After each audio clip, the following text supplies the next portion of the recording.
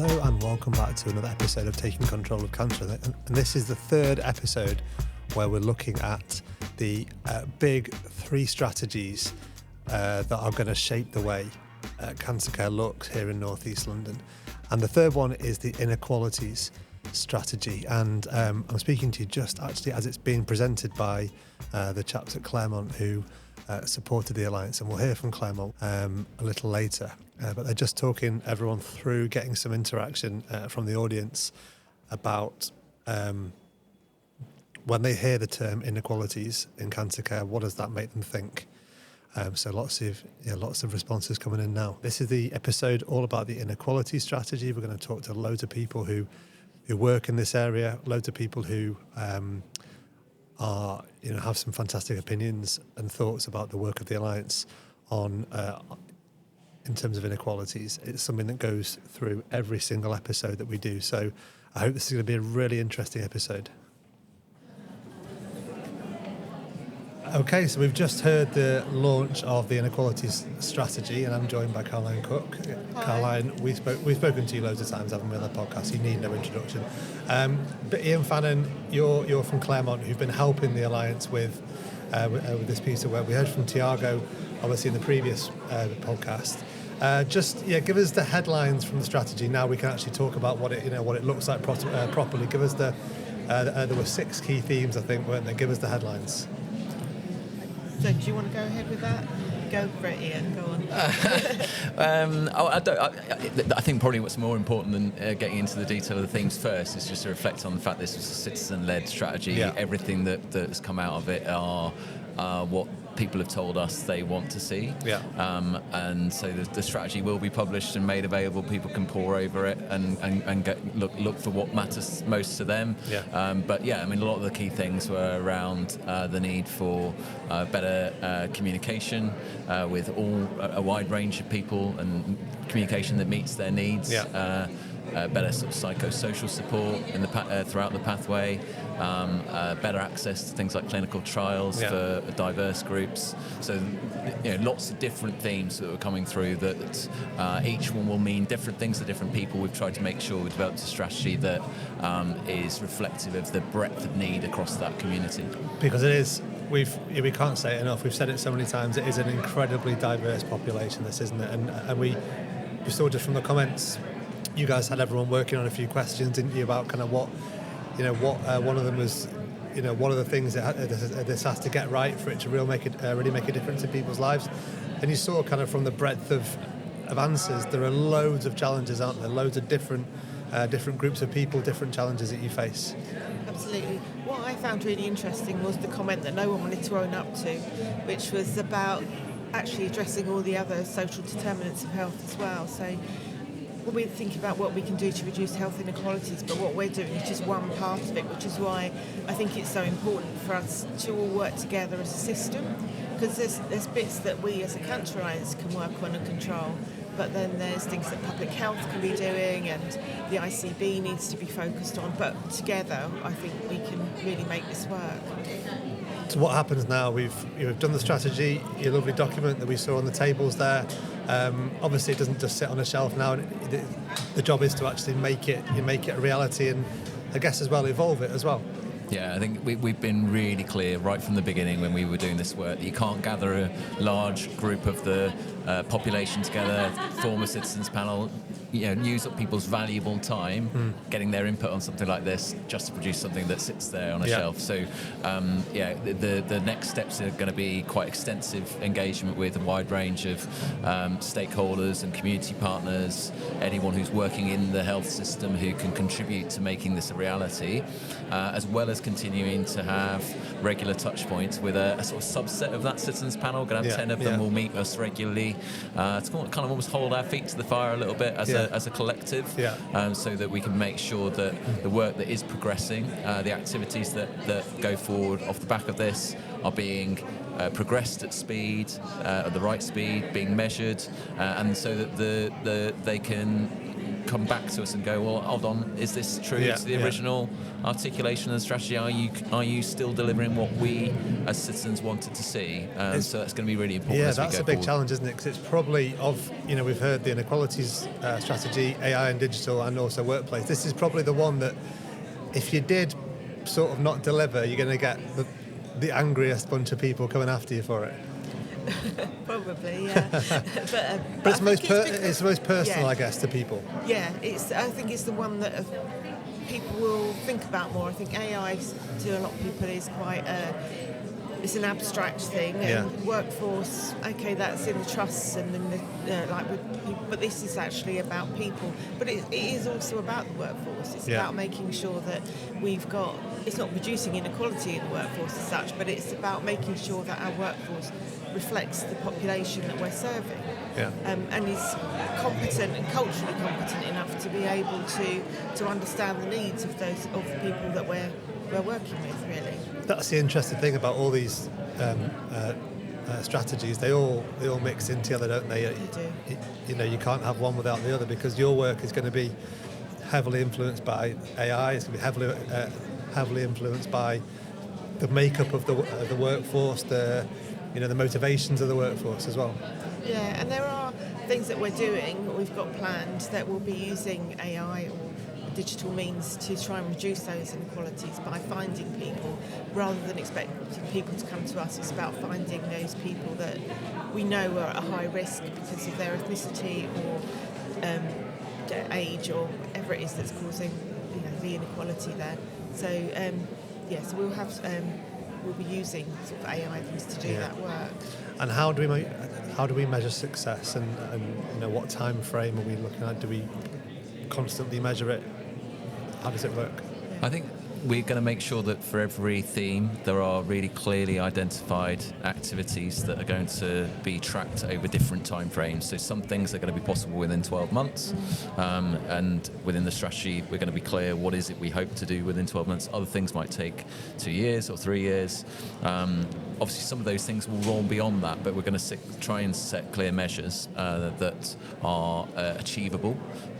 It's important we don't raise the expectations too far with this. It's also important to remember that health inequalities doesn't just exist in a bubble in North East London. This is a national, international problem, and some of the challenges are things out with the Cancer Alliance's scope of influence, or even the system within North East London to actually change.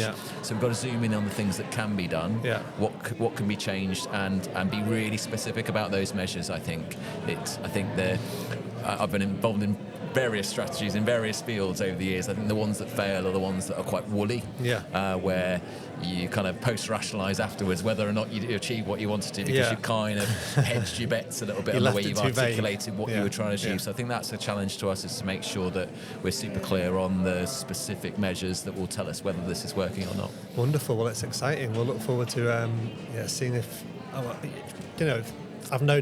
was going to say seeing if it works. It is going to work, isn't it? This is fantastic work. We know there's so many wonderful people involved, and the passion of you guys. Tiago in our first podcast recording, you could see how much it meant to him. I'm sure you're the same, Ian. It does mean a lot to us, but I can't stress enough, this isn't about Claremont. It's not even about the Alliance.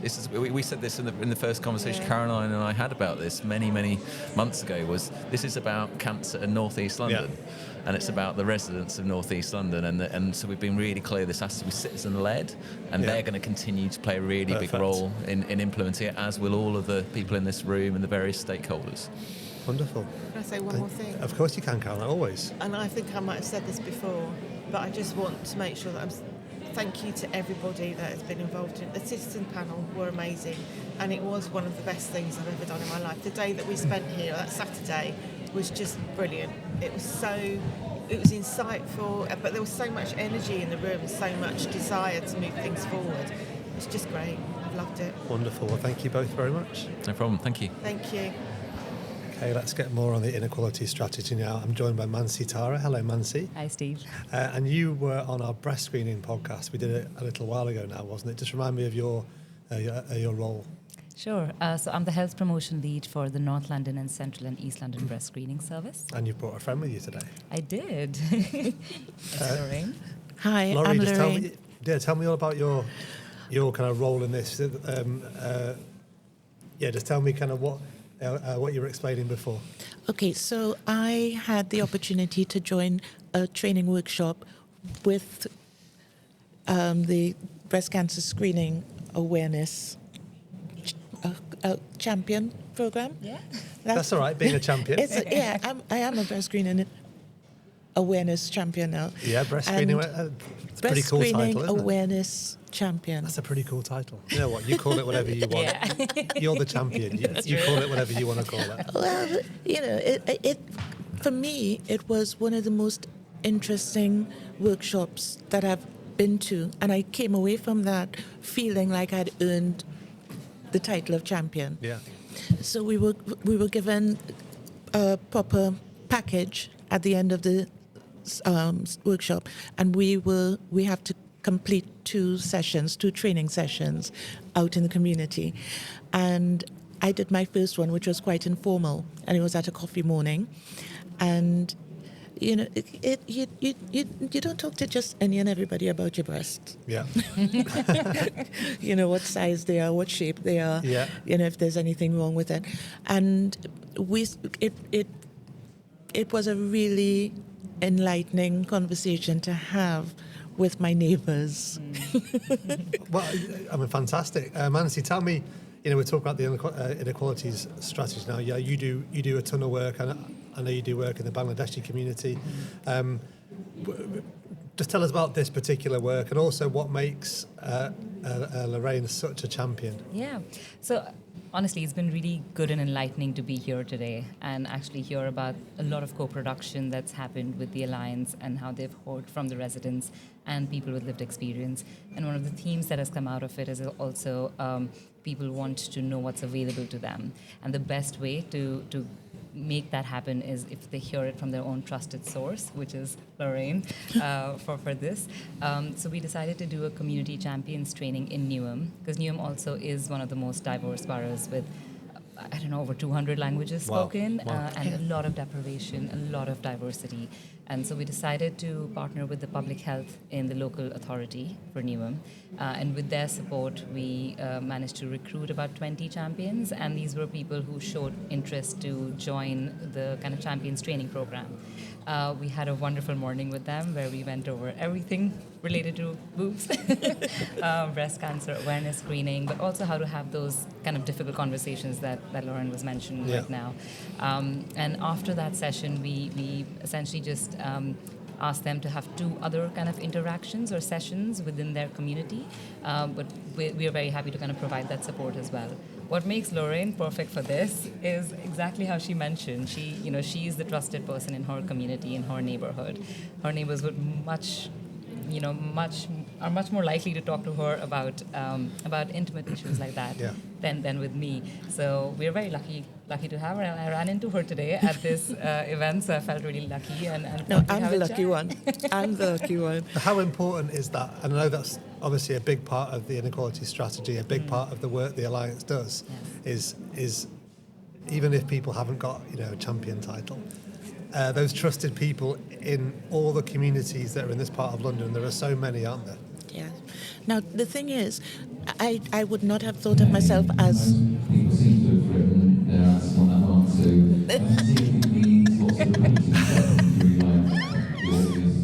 I would not have thought of myself as a trusted leader in my community. I'm just a neighbor. Yeah. Yeah, it's just a group of women. We live we're fortunate enough that we have a community group, and we meet on a Friday morning and we have coffee.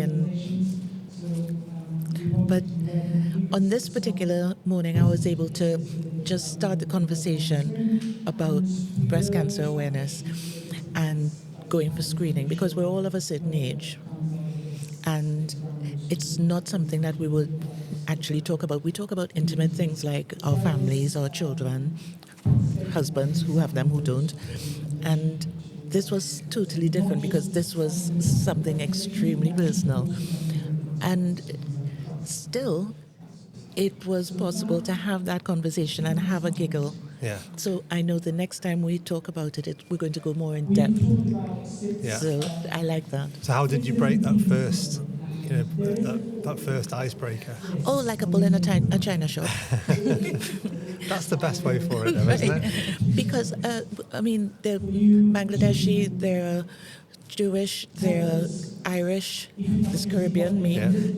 And, it's not a conversation that we usually have. So I just started telling them that I went on this training course and it's about breast cancer screening awareness. And I just asked them if they've had their screenings done as yet. And a lot of them did say that they've got the appointment, but they don't know if they're going to do it because they've heard it's so painful. And that was how they actually gave me the segue to get into the conversation. And I think that's the beauty of it, because you understood them to know how to approach it and do it piecemeal as well. Yes. So that's kind of the beauty of having your support to kind of get those messages out into the community as well. And that came from your workshop. Oh. The role play that we had. Yes. That helped me to understand how people might not be receptive to the topic. Yeah. It's fantastic. It's it's a perfect example of the work that you guys do lots of already, but we'll continue to do more of in the future, isn't it? Mansi, Lorraine, thank you so much. You're very welcome. We got there in the end, didn't we? Let's talk to a couple of guests. Would you like to introduce yourselves? Yeah, I'm Charisse Weeks. I'm the Early Diagnosis Project Manager for the North East London Cancer Alliance. I'm Harjeet Dhanota, Project Officer at the IMI Early Diagnosis team. Inequalities is something we talk about every episode of this podcast. It's a massive issue, a big challenge for you guys in this part of the world. Just tell me some of the work that you guys have been involved with in reducing some of the inequalities that we've been talking about with the strategy. Yeah, so myself and Harjeet, because we work at the beginning of the pathway, I call it, we work on a lot of awareness campaigns and cancer screening campaigns. So we're trying to bring awareness to residents about the screening programs that are available, but also the signs and symptoms of specific cancers, just so that they're aware of if they get a couple of these symptoms, they need to go into the GP practice to get them checked out. It's likely it won't be cancer, but if it is, getting it checked as early as possible is much better for outcomes. So, yeah. And you were talking about one program specifically you wanted to talk about. Yeah, so our campaign, You Need to Know, it's been running for a few years now, and that addressed many inequalities, in our opinion. We were focused on a diverse demographic of women. So we did 2 campaigns for that. That was womb cancer and ovarian cancer.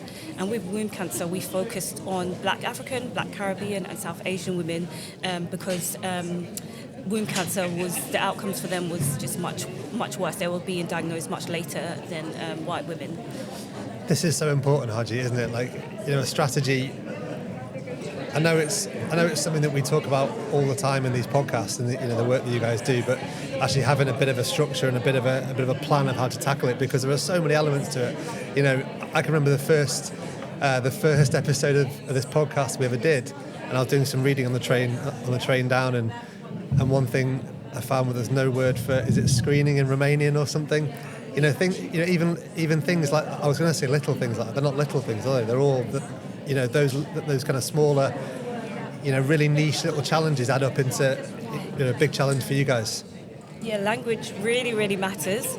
Not only that, going out into the community and speaking to people in their languages, so taking interpreters, whether that's using sign language, or even we went to a Turkish community group and spoke to them about ovarian cancer, and it really opens up conversations with these women that they wouldn't have had before with certain healthcare professionals, and we're just trying to make sure that the women that we're actually focusing on realise that we are thinking about them too, and it's for everyone. So that's where we're trying to. What's the biggest challenge that you guys face? Both of you want to give me one. What's the kind of big thing that if you cast your mind forward a year's time, 5 years' time, you'd cracked? For me, it's data. So if we've got more data on the impact of these campaigns, if we're able to understand that we're actually making a difference, that will help us develop campaigns further, get them more focused, more targeted. So we just need to get on top of the data, in my opinion. I don't know if there's any challenges you... I think for me it's coverage. It's getting out and seeing as many people as we can, delivering really important life-saving information. It's a small team, we've only just scratched the surface, and it's just the tip of the iceberg. So if we could replicate our efforts, and just reach as many people as we can. That's it, isn't it? It's such a, I feel whenever I speak to you guys, people that work at the Alliance, I feel like such passion for this area of work. It's such a, almost above everything else, isn't it? This is you guys' biggest challenge, your biggest focus. Yeah, and for us as well, so myself and Harjeet, we're North East London residents ourselves. Our families, friends, all benefit from the work that we do. So our passion also comes from the fact that we're helping our loved ones with information that they might not ever see or get. So yeah, that's where it comes from for us. Wonderful. Let's leave it there. Thank you very much, because there's some more stuff happening. You'll have noticed our whispered tones. There's more stuff happening on stage. Thank you. Here today, big response, fixed now. So I'm eternally grateful for that. I got asked via Facebook to get involved. I didn't know anything about the Cancer Alliance at the time. I thought it might be a scam, but I Let's just reflect on the launch of all the strategies. I've got Angela Wong here, who is, as I'm sure you all know, the Chief Medical Officer here at the North East London Cancer Alliance. Angela, we've heard all the strategies now. We've teased them in other episodes. Now I guess it's about actually delivering on it. Well, I think the whole thing has been a really important process, and today to be able to share, if you like, where the stock take of where we're at, thinking about the sort of the national and the local position as well, and the other variables such as the increase in referrals that we have, and that's how that's going to impact on all of our strategies, the three that we've chosen: workforce, AI and digital, and inequalities, all of which really cross-cut and are linked. I think with each of the strategies, we have engaged with an independent partner who's helped give that sort of independent view, but heard the voice of hopefully as many people as possible within North East London to help shape that strategy. And what that review has done, and the strategy has done, is built a framework to move forward, along with timelines by which we hope to achieve measurable impact in the strategy as it's been set out, but also understanding that it is iterative. So, we may get new information that shifts a priority. So I think that ability to iterate and react quickly, but with the lens of delivering and making sure that we are patient-centred, citizen-centred, and present value for money. And I think that's really important. So we will track this, as we do with all of our work streams. That idea of bringing in independent people is I think really important, isn't it? Because I think it would have been really easy for you guys to all sit in a room. You've got some really intelligent people, really people that know the area, know the subject area, and it would have been easy just to sit there and kind of we can't mark our own homework. Mark your own homework and say, we're doing great, aren't we? Let's carry on doing the stuff we're doing, because it's all great.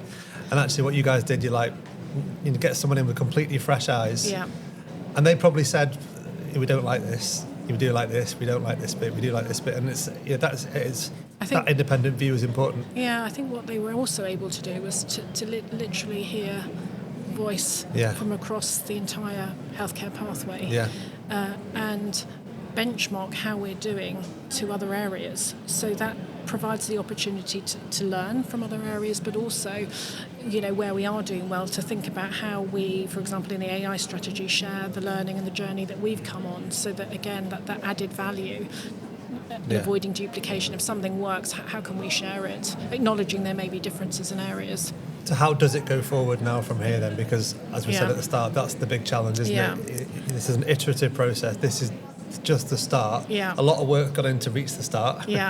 But it is just the start. So what happens now? I think it is the start, but for each programme, in fact, some of the work has been happening already. So, for example, the AI and digital, we have some really good use cases, and, we're now evaluating those and looking how we might extend and look at perhaps, for example, the chatbot that we've developed for endoscopy. Could we do something similar for MRI?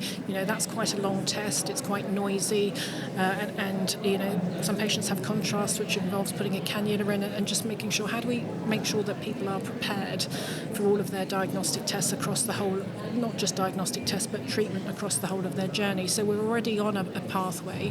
For AI, you'll have heard that our next step is to take a governance framework to the ICB, which continues to sort of support the Cancer Alliance, and we're coterminous with the ICB, that will have a framework within each provider that will, if you like, roadmap how we pilot when it works, how we assess both from a clinical perspective, from a patient perspective, from a sort of digital infrastructural perspective, and so that we can evaluate it also independently to see whether this is, do we need to iterate the model to progress further.